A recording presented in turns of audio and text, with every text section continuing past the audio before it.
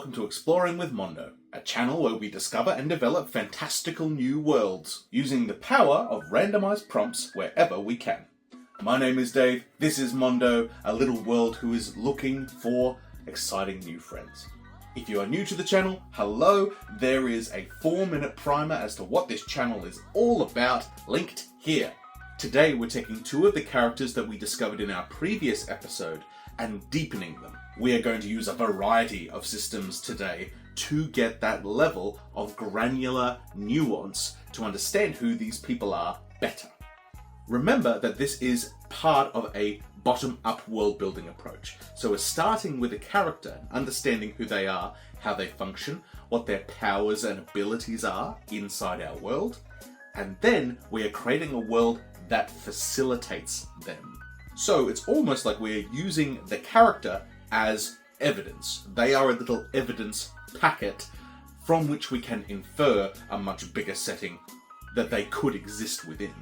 It's going to be a longer video today, potentially one of the longer form types of content we'll end up moving towards. So let's get into it. Just one thing I want to address before we get started. Sometimes across this video I end up slipping into just using masculine pronouns for the characters. We haven't defined anything in that vein for our characters yet, so if you could forgive me when I do that. I'm trying not to, but it happened. Today we are using the Oracle character generator. We are going to be using the story engine deck, and we are going to also use this Oracle. Let me walk you through these ever so briefly. An Oracle. An Oracle is just a way to turn dice into a magic 8-ball. It allows me to ask a question and then have dice answer that question. This one is from a product called Astro Prima, which I backed on Kickstarter, and haven't received a physical copy yet, so this is just a printout of what is a really useful, and the little roll tables are here, way to make D6s answer broad questions. Story Engine deck is another one on our flowchart. It is designed to take a character into a narrative, but we aren't going to use all of the cards in here. We're simply going to use a few to give our character some agency and some traits that are going to expand on those characters. Same thing with this. This is designed to give a deeper character overall. However, it is definitively designed for a high magic fantasy setting.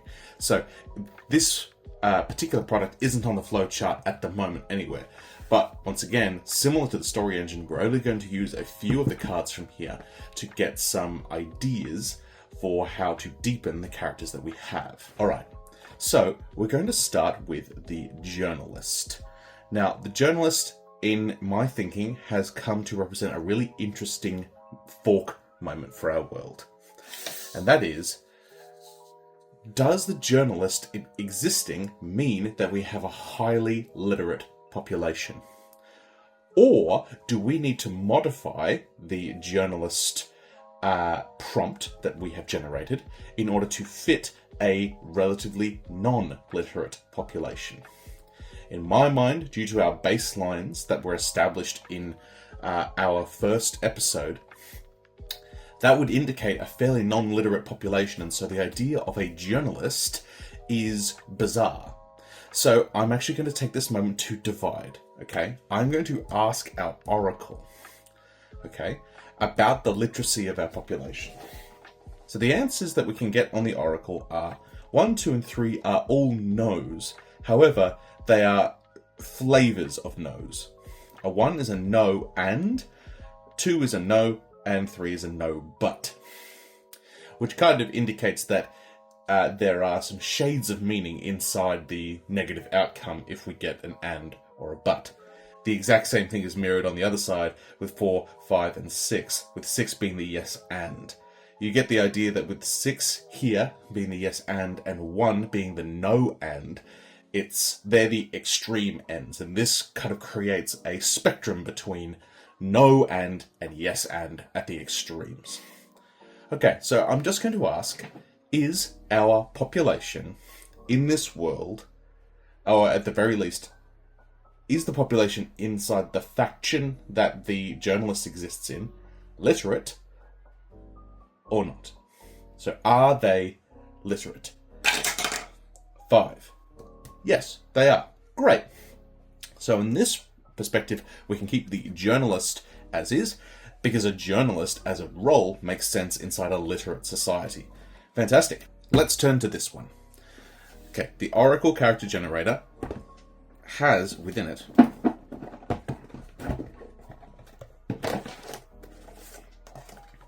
sets of tarot cards, or tarot-sized cards, that are split up by type of character.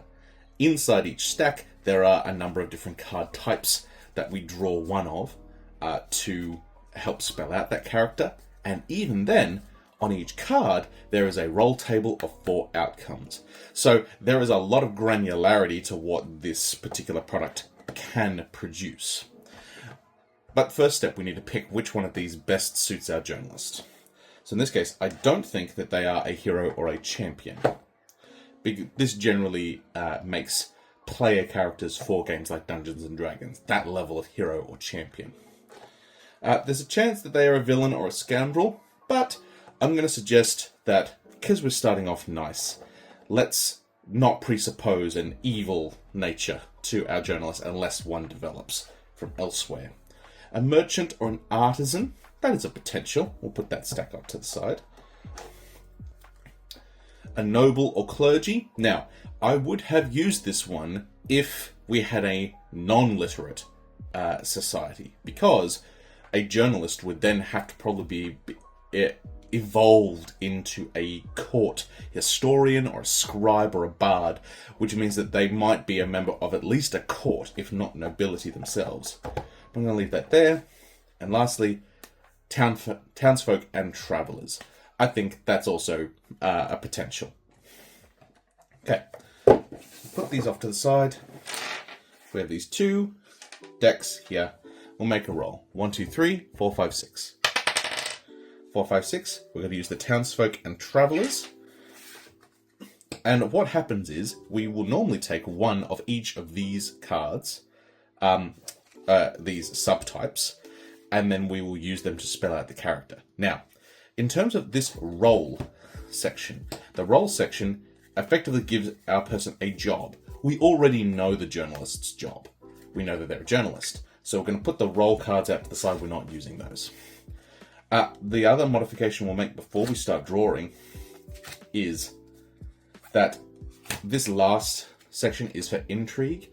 We're going to have to make a call. If the intrigue ends up being magical in nature, we're going to have to make sure it sits nicely with our hidden magic, or I'm going to reserve the right to redraw this one if it ends up being too magical, fantastical. However, if we redraw, we must use the redraw. Okay, let's get going. We will start with personality, shall we?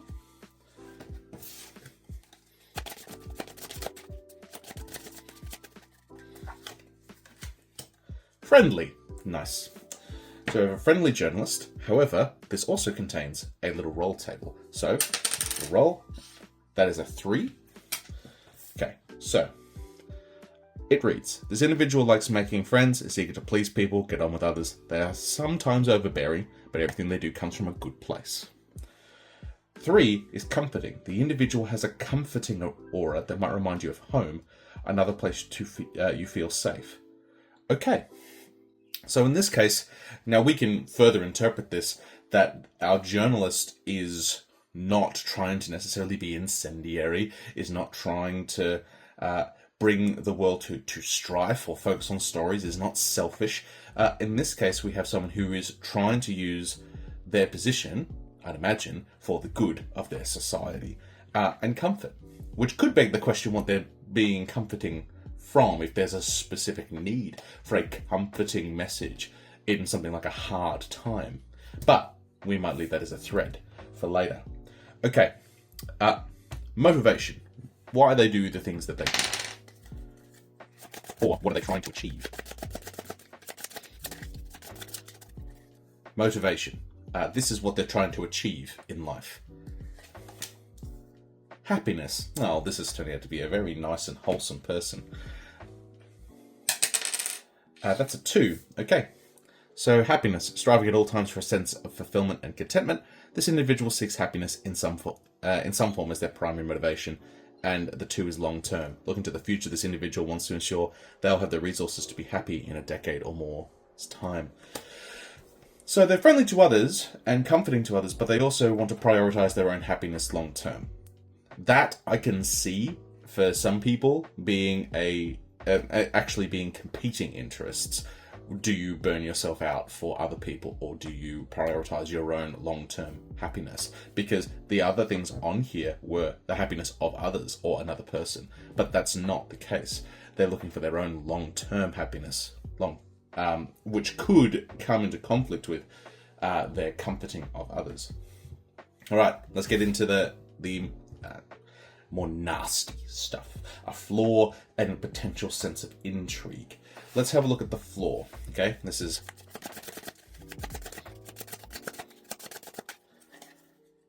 going to be a part of their personality which isn't ideal, like friendly. Timid. Okay. Showing a lack of courage. This individual is easily frightened by even the most tame of considerations. Their timorousness holds them back in daily life. A 3. Oh, milquetoast? I'll need to look up that word. That's a fun one. This individual is feeble in mind and extremely timid. They do not like confrontation in any form.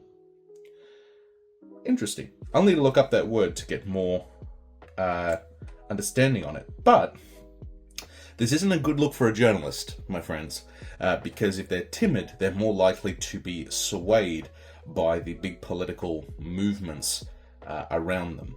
And if they have a boss, like is inferred by their mentor, this timidness might see their personal agency, particularly when it comes to doing hard things or reporting on hard truths, be limited. This is someone who could very easily be intimidated into doing the right thing, into doing something that a faction or a power wants them to do instead of what is factually accurate. Last but not least, intrigue. Remembering that we're reserving the right to redraw this if it's too magical, but needing to use the redraw if we do. He's on nothing. Okay, missing appendage. Perhaps because of some war wound or nasty disease, this individual is missing one or more appendages. 3. They're missing a leg. They might use a wheelchair or walking stick, fly or levitate, probably not, or have a replacement leg. Interesting. Which begs the question, why they have lost their leg. This is a good time for us to show off the oracle again. The oracle not only does a yes and no, but also, you might have seen, also can give a one-word kind of almost a one-word highly interpretive prompt based on an open question. So I'm going to ask, how did the journalist lose the leg? So we have to roll the d6 twice. 1. The answer is void. Void. Interesting. I'm thinking like a hole. I'm thinking maybe something like a cave or a caving accident. Okay, interesting. We have all of these facets here. Let's add some story engine stuff. Now, story engine works also by combining different card types. However, if we combine all of these card types, we are going to get a full narrative prompt that we could write a short story about. Instead, we're interested only in a few prompts, namely an aspect, which will give us a describing word or an adjective for our person themselves, and potentially an engine card. Now, an engine card kind of gives an aim, a purpose, a quest, if you will, to our character. These things together, potentially with an anchor card, which can be the target of the quest, should give us one step more, maybe to give light on how they approach their journalism through the lens of being timid, but also with these combination of elements here, which are indicating a fairly affluent society if you're capable of focusing on your own long-term happiness and are capable of being comforting to others. Okay, each of these cards has 4 prompts on the far side, so I'm not only going to shuffle and draw, I'm also going to spin. And for that to be our random way of determining which prompt ends up being taken. The prompt we use will be the bottommost prompt, so the one that's correctly orientated so we can read it.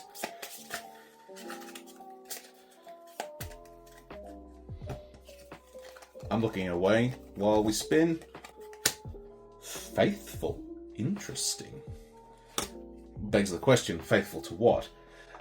And of course, faithful, whether we interpret that in the sense of a broad definition of being faithful to something, an ideal, a faction, a person, the mentor perhaps, or in a more strict sense of they have some religious affinity, as in they have faith. But we'll leave that for a moment. Next, we're going to use this deck. Now, these have 2 potential options. Namely, a normal one has the options arrayed like this, top and bottom. However, I have an expansion where they are arrayed side to side. This is a backstory addition. We are going to, after I shuffle, draw until we find a non-backstory card. Just because this links to what they want to achieve in the present.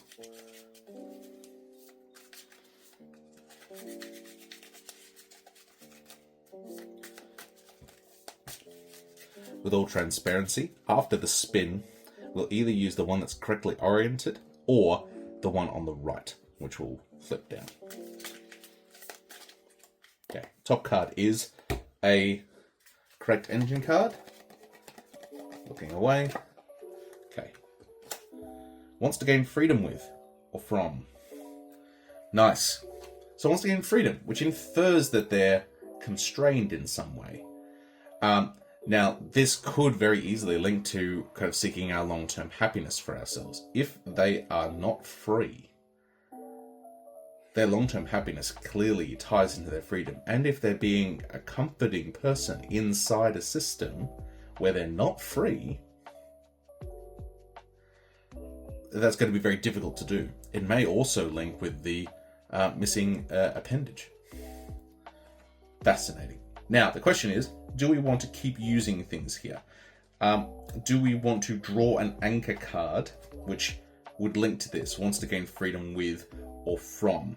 So with, if this ends up being an item of some description, would be the tool through which this person is trying to attain freedom, and from would be something like the oppressive force. However, from my understanding of how the anchor cards work, that is unlikely to produce a meaningful outcome. So the only thing I can think of to do now would be to draw another one of these looking for backstory, knowing that it will reference the mentor, that we know is actually the key to this setting. The mentor has created this person. So one wonders how they link particularly to this concept of freedom. I'm going to do it because it's interesting. So I'm going to reshuffle these.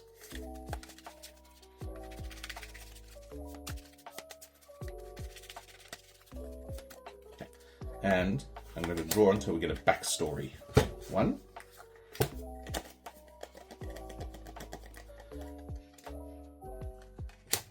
Has long sought their parents, following the clue of something. Has long sought their parents. Alright, I actually quite like this.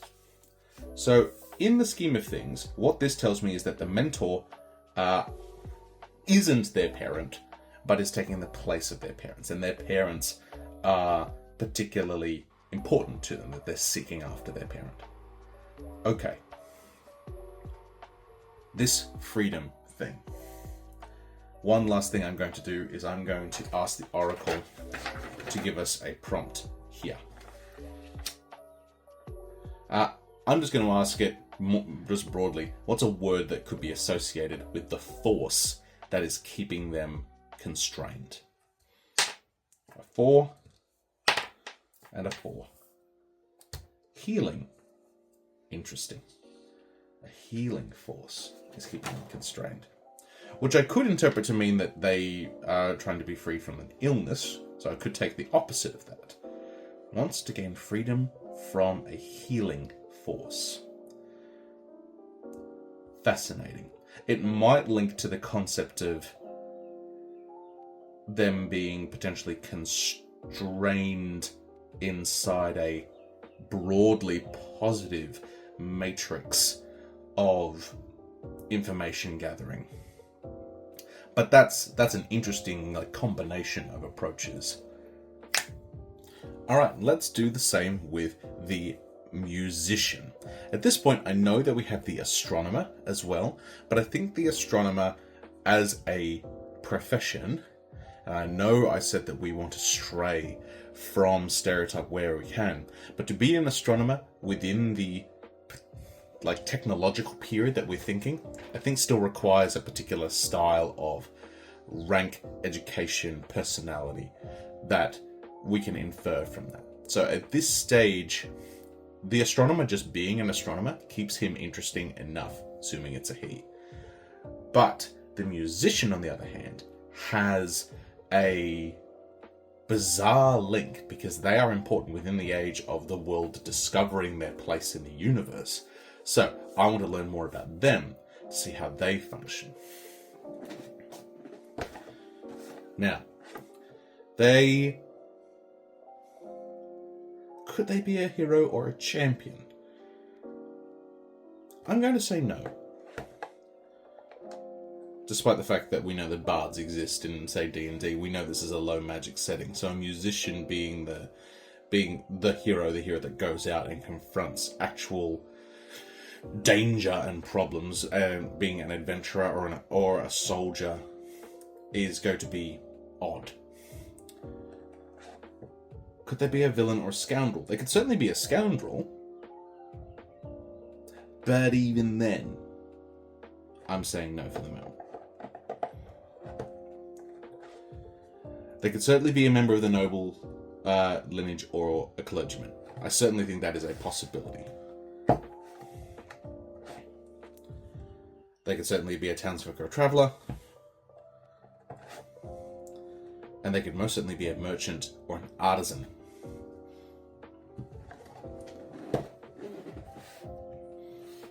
Okay. 1, 2, 3, 4, 5, 6. It rolled off, but I'm just going to slide it into view. It's a 1, 2.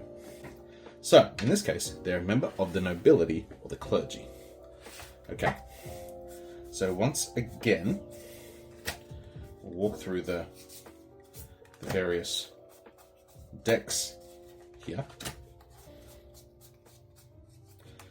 I'm just going to have a brief fan through the roll deck, just because musician is not going to be in here. But I also think that musician doesn't necessarily contradict anything that's in here. This is more like to be a role within the noble court. So we'll start with the roll.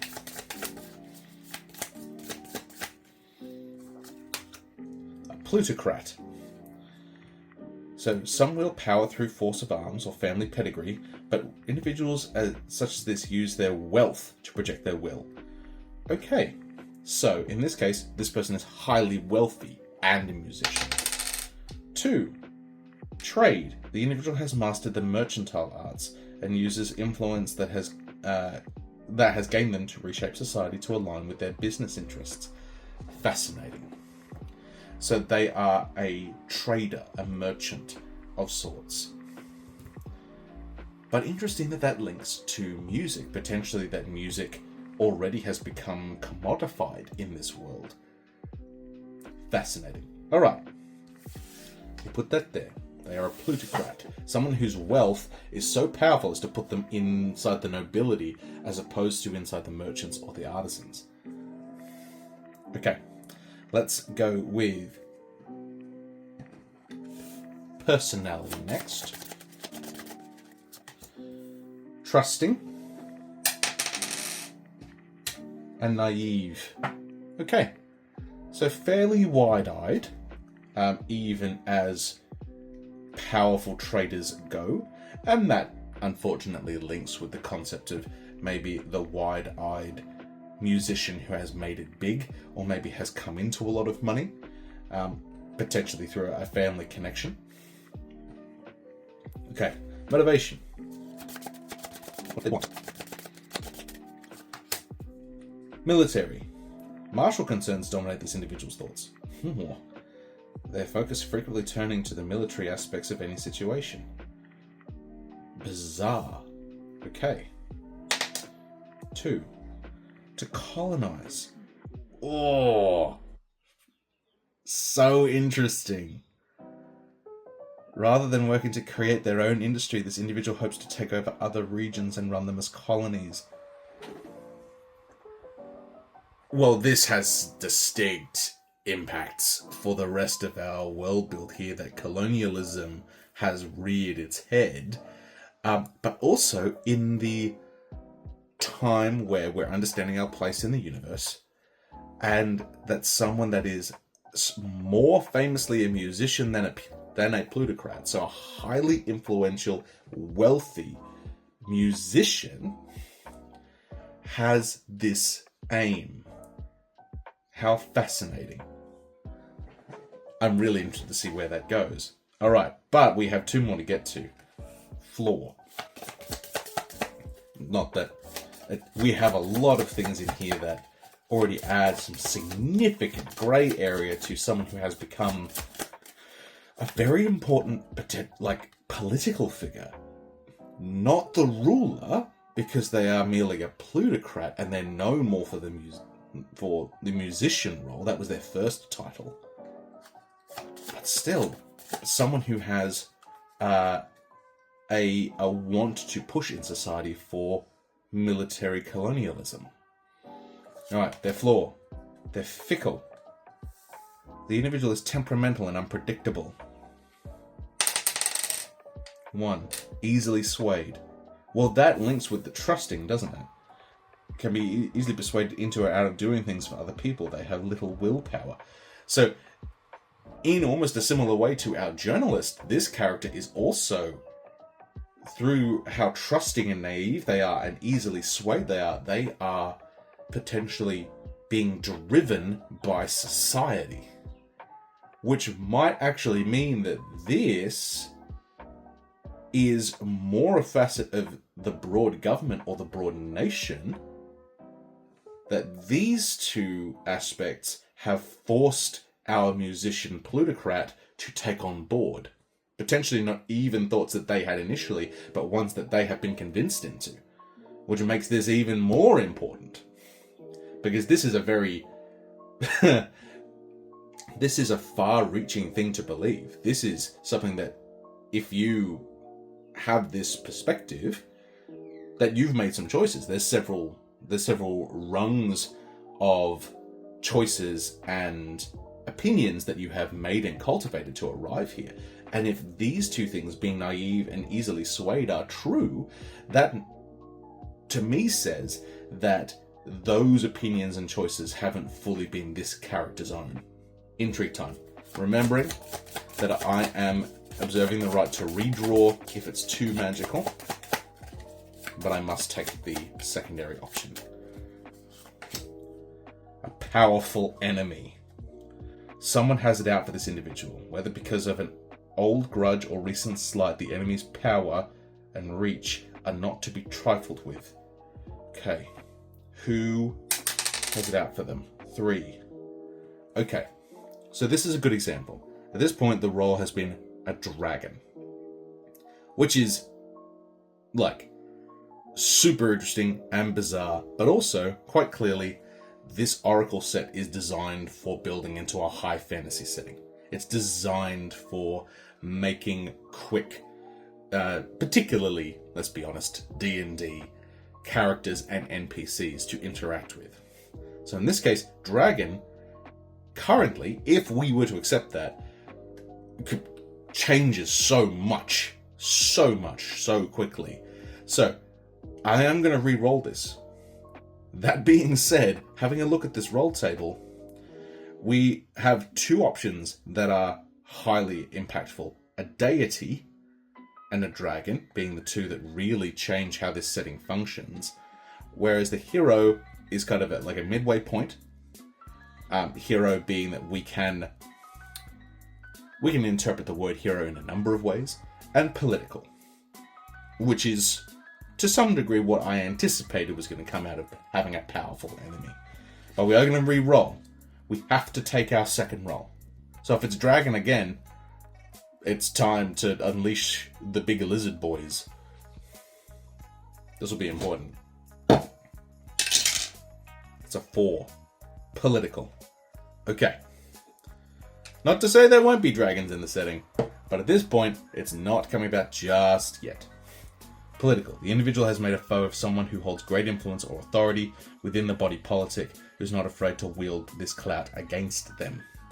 Which is interesting because that almost means that a political rival probably disagrees with this.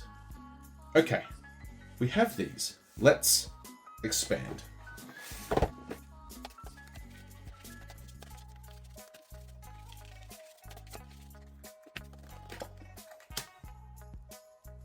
Fortune telling.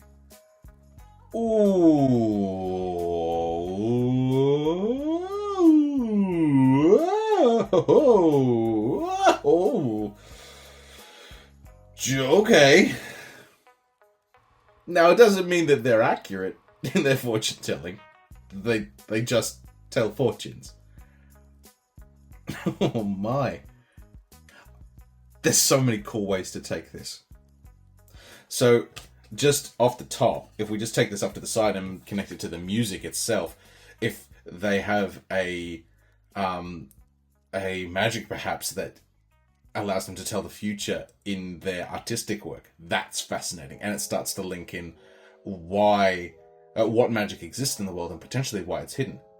Fortune telling is a dangerous proposition. If we link it to here, that they have become so amazingly wealthy through trading, perhaps their fortune telling either is their form of income, namely they are some form of trader of information / like future insights or mysticism, or it is accurate and they've used it for themselves almost as insider trading to make themselves as wealthy as it can be with a plutocrat. It's fascinating that it links to this, because this would indicate that they either believe that they have more knowledge than others, or they legitimately do. However, and this is no slight against those who believe in divination of any kind, in my personal viewpoint, being highly trusting and naive and being easily swayed can lead someone to this place. Particularly if someone who is very good at selling this comes and speaks to a person with these traits. If we link it here, we also have like two perspectives, because if they aren't telling fortunes that are true, if their fortune telling is inaccurate, that leading them here could be a distinct tragedy, potentially. If their fortune telling is accurate, then this becomes really cold, really hard to accept, but maybe a facet of the world if they have foreseen that this will occur. And last but not least, like linking it over here, that if this kind of links or colors their political rivalry, someone who maybe doesn't believe what they're saying or sees this as some form of sham, particularly if this person is politically important, using this to influence policy, then I can understand why someone might be their political rival. Oh dear, that's a really important pull. All right.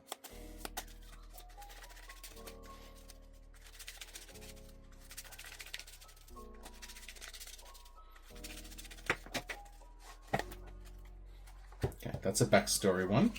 This is normal.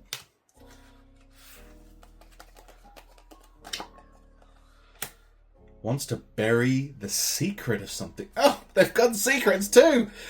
Oh no! This is an elaborate. This is an elaborate build. This person is storied. Okay, they've got a secret of something. In this case, I am going to draw an anchor card, because I know anchor cards can give us interesting prompts based off of this.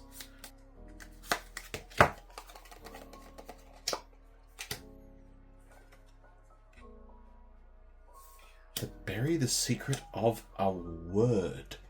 Once again, could link through the fortune telling to the musician to the magic. Words having power is a fairly common trope in fantasy, but also wants to bury the secret of a word. So doesn't want the knowledge of this getting out, which could link to the magic being hidden. Okay, before we go any further, we are just going to ask the Oracle a very important question. This is about the fortune telling. Is this character's fortune telling accurate? Can they tell the future? Yes. That's a big deal. That's a very big deal. They can tell the future. Their fortune telling is real.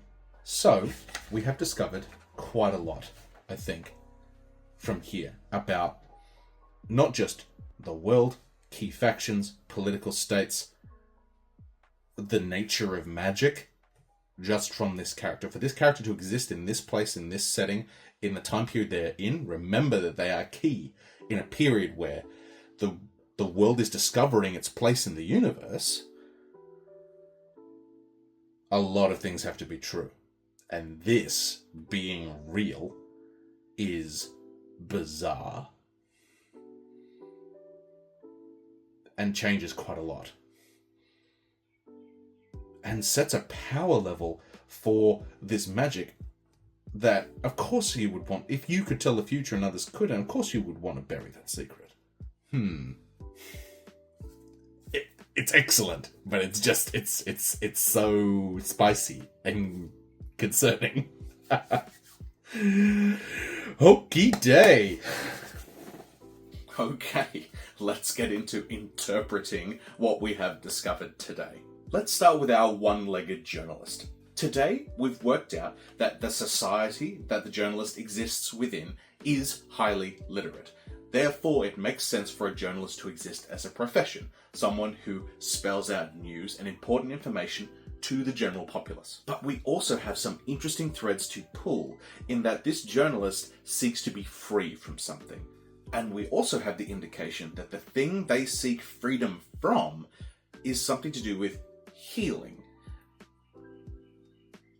However we interpret or define that. We also know that our one-legged journalist has some fairly nice traits. They want to find out about their parents, but also that they are friendly and comforting to others and seek after happiness in the long term. And so their goals aren't necessarily nefarious, nor are there ways that they interact with the world around them. But the interesting forms that we can take for the world are journalists exist, the journalist wants freedom from something, and that we know that the journalist is connected to an era where we have this discovery of metallurgy, and he or she is operating under a mentor. So we can start to think about things like the nation that the journalist exists within has to have the means of writing, the means of mass replication, methods of transmission within their populace. And on top of that, for a journalist to be an important part of society, there has to have been an understanding, probably from the nobility and those in power, that controlling information is useful, or some kind of philosophy that has made it imperative from the perspective of the broader populace, that they be informed about things. These are fairly modern understandings that we can apply into our setting, but it is just about understanding the ramifications of doing so. We also have the second character, this musician plutocrat who has become far more powerful and central than I could have imagined going into that card drawing. Of course, the most important aspect of this new character is that they are a fortune teller whose fortune predictions are, at least in some way, accurate. This has big consequences for any setting. I typically don't build settings that have time travel or predictions built into them, particularly settings where that type of power is accessible by just common people. However, this does pair quite nicely with the fact that we are a magic light setting, as was defined a few episodes ago, and that magic is hidden, and that one of the goals of the musician plutocrat is to suppress, to keep the secret of, a word which I'm already interpreting as linked to the magic system. We're going to lock this in. I think there's enough evidence here to support a conclusion that the magic system has links to fortune telling, has links to music, and has links to specific powerful words. So the manipulation of language and music can in some way influence or gain access to information.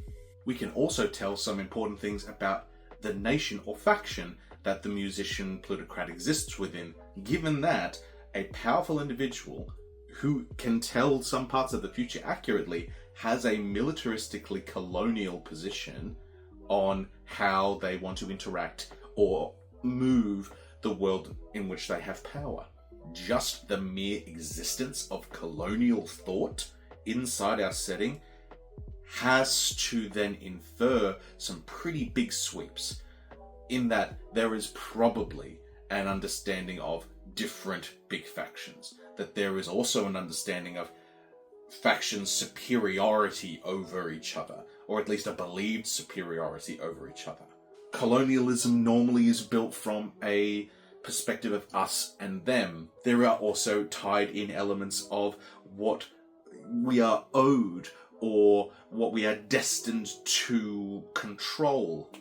And on top of that, there is the concept that colonizing other places and other people is a brutally different kettle of fish when viewed from more than one side.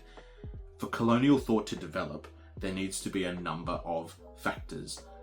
If it is colonialism in the same way that we have experienced it in the real world. And of course, we now have not just the colonialism from our real world, but a colonialism backed by a fortune-telling, magic-wielding musician plutocrat. In an age where we are uncovering our place in the universe, neither of these characters has given us any more indication on the effect of the metal or metallurgy process on society, despite the fact that we identified that in a previous episode as one of the chief concerns. However, let's be honest, resources and colonialism can go hand in hand, particularly if it ends up being a new type of metal ore, particularly with bizarre or interesting or powerful qualities that is possessed by lands and peoples elsewhere.